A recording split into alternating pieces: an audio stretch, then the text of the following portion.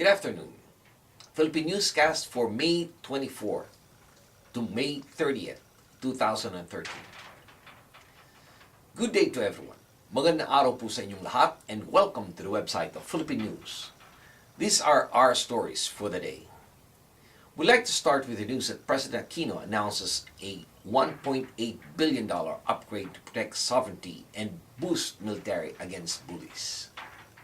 Philippine President Benigno Aquino last May 21st announced a $1.8 billion military upgrade to help defend his country's maritime territory against bullies amidst an ever-worsening dispute with China. The announcement came on the same day that the Philippines filed a protest with China over an illegal and provocative presence of a Chinese warship and two other vessels at a Filipino-claimed shoal in the disputed South China Sea. President Aquino detailed a 75 billion peso, which is equivalent to $1.82 billion military modernization program that gives priority to upgrading the Navy, which is one of the weakest in Southeast Asia. He said that by 2017, the Philippines would have acquired 2 new frigates, 2 helicopters capable of anti-submarine warfare, and 3 fast vessels for coastal patrol and 8 amphibious assault vessels. In the latest incident, the intrusion and activities of the Chinese vessel in the Philippines water is part of the Chinese projection of their claim, which we believe is excessive and in violation of international law. Next in line is news about the new hope for the Filipino World War II veterans. Senator Mazi Hirono of Hawaii presented the Filipino Veteran Family Reunification Act 461 to the Senate Judiciary Committee last May 21st and asked for the adaptation of her amendment to be included in the comprehensive immigration bill. The amendment was unanimously approved without debate. The amendment pertains to sons and daughters of Filipino World War II and their immigration visa petitions.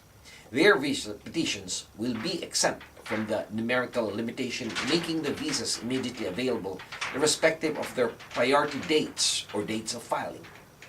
Senator Hirono reminded the members of the committee of the invaluable courage and contribution of the Filipino World War II veterans, and she continued to emphasize the importance of the amendment. Hirono said that because of decade-long backlog in the immigration system, many veterans have to leave their golden years without being reunited with their loved ones. We need to remedy this by passing the amendment. Senator Leahy agreed with Senator Hirono that veterans should not be living apart from their children in their later years. Senator Leahy and Senator Blumenthal asked to be co-sponsors of the amendment. Senator Durbin made a special mention of a Filipino veteran and thanked him for all the efforts taken to advocate for his family reunification. This time we tackle the news about a close call for a Filipino church right in the middle of the horrific Oklahoma tornado. The massive tornado that demolished Moore, Oklahoma last May 19th spared the Philippine International Baptist Church, located 2 blocks south of its path. Reverend Raul de Guzman told Philippine Embassy that 70 to 80 families that attended services at that church on 400 Crestmoor Drive in Moore are Filipinos. Meanwhile, Ambassador to Washington, Jose Quisilla, has expressed sympathies of the Philippine government and its people with those affected by the deadly twister that has killed at least 51 people, injured hundreds, and left thousands homeless.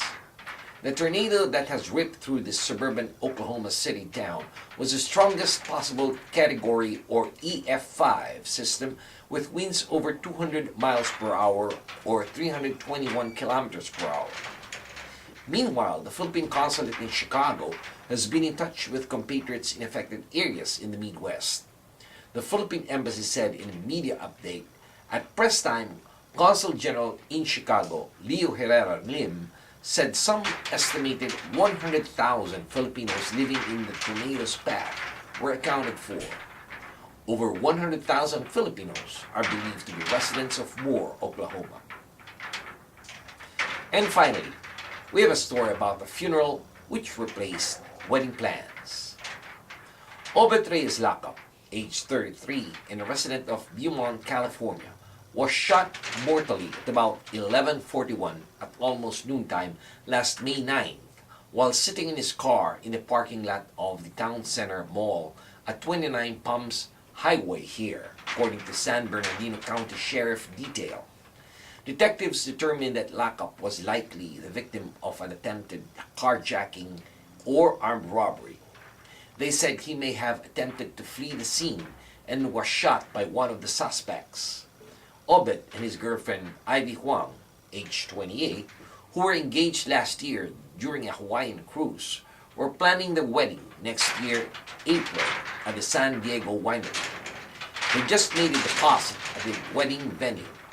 Authorities reported that two men approached the vehicle and fired at the driver's side window in what might have been an attempt carjacking or robbery, according to police.